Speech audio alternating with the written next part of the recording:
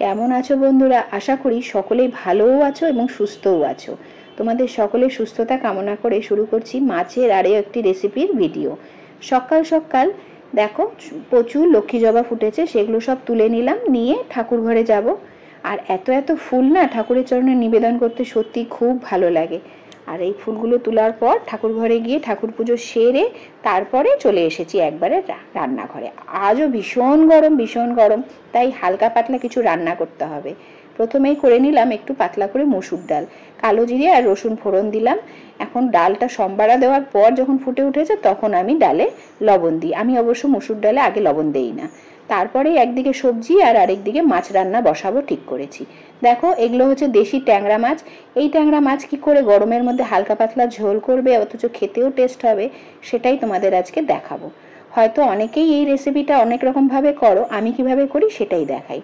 মাছগুলো জ্যান্ত ছিল, যখন আমি মাছালার কাছ থেকে কেটে নিচ্ছিলাম তখন তোমরা দেখেছো আগের ব্লগে মাছগুলো লাফাচ্ছিল। ফলে এই মাছের স্বাদ এমনিই খুব বেশি, সেই জন্য খুব বেশি ভাজবো না, হালকা করে ভেজে তুলে নেব এপাশ ওপাশ। যদিও খুব তেল ফোটে তো এই মাছে, সেই কারণে আমি একটু মাছের মধ্যে আগে থেকে কাঁচা তেল মাখিয়ে নিয়েছিলাম।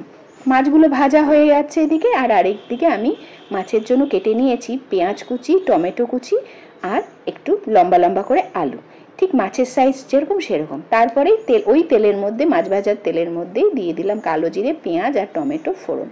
এবার এটাকে একটু বেশ খানিকক্ষণ নাড়াচাড়া করে নরম করে নেব। এতে একটু লবণ দিয়ে দিলাম, তাহলে খুব তাড়াতাড়ি এটা মজে যাবে। লবণ হলুদ দেওয়ার পর আরও খানিকক্ষণ একটু নাড়লাম কম আছে। তারপরে যখন গলে আসলো পেঁয়াজ টমেটো তখন দিয়ে দিলাম একটু ধনের গুঁড়ো আর জিরের গুঁড়ো। এই দুটো দিয়ে বেশ খানিকক্ষণ একটু নাড়াচাড়া করার পর অল্প একটু গরম জল দিলাম, যাতে পেঁয়াজটা পুরোপুরি গলে যায়। একটু গলে উঠলো, তারপরে দিয়ে দিলাম আমি কেটে রাখা আলুগুলো কিন্তু খুব দেখেছো তোমরা, আমি আলাদা করে ভেজে তুলিনি। তাতে কি হয়, গরমটাও কম লাগে, শরীরে তাপ লাগে না, আর রান্নার সময়ও বাঁচে। একভাবে আমি আস্তে আস্তে মাছগুলো দেওয়ার আগে আলু টমেটো মশলা সব একসাথে সাঁতলে নিচ্ছি। আবার মিনিট পাঁচেক ঢাকা চাপা দিয়ে এভাবে সাঁতলে নেওয়ার পর দেখে নিলাম আলুগুলো সেদ্ধ হয়েছে কিনা। যেই দেখলাম সেদ্ধ হয়েছে, এবারে আমি মাছগুলো দিয়ে দিলাম। আগে ভেজে রাখা মাছগুলো দিয়ে আরও 2 মিনিট একটু এপাশ ওপাশ হালকা করে নাড়াচাড়া করলাম, বেশি জোরে না। তবে এ মাছ ভাঙে না, কারণ এটা দেশি ট্যাংরা। এটা যদি তুমি খুব জোরে তাড়াহুড়ো করেও নাড়ো তাও কিন্তু ভাঙবে না, এটা একটা গ্যারান্টি তোমাদের দিচ্ছি। কারণ খুবই ভালো মাছ, একদম দেশি ট্যাংরা যাকে বলে, কপ কপ করছিল কাটার সময়। তারপর ভালো করে সাঁতলে নেওয়ার পর এখন দিয়ে দিলাম একটু আবার ঝোল, মানে গরম জল। আর এটাতে কিন্তু আমি অন্য কিচ্ছু আর দেবো না। দেখো আমার রান্না প্রায় হয়ে এসেছে।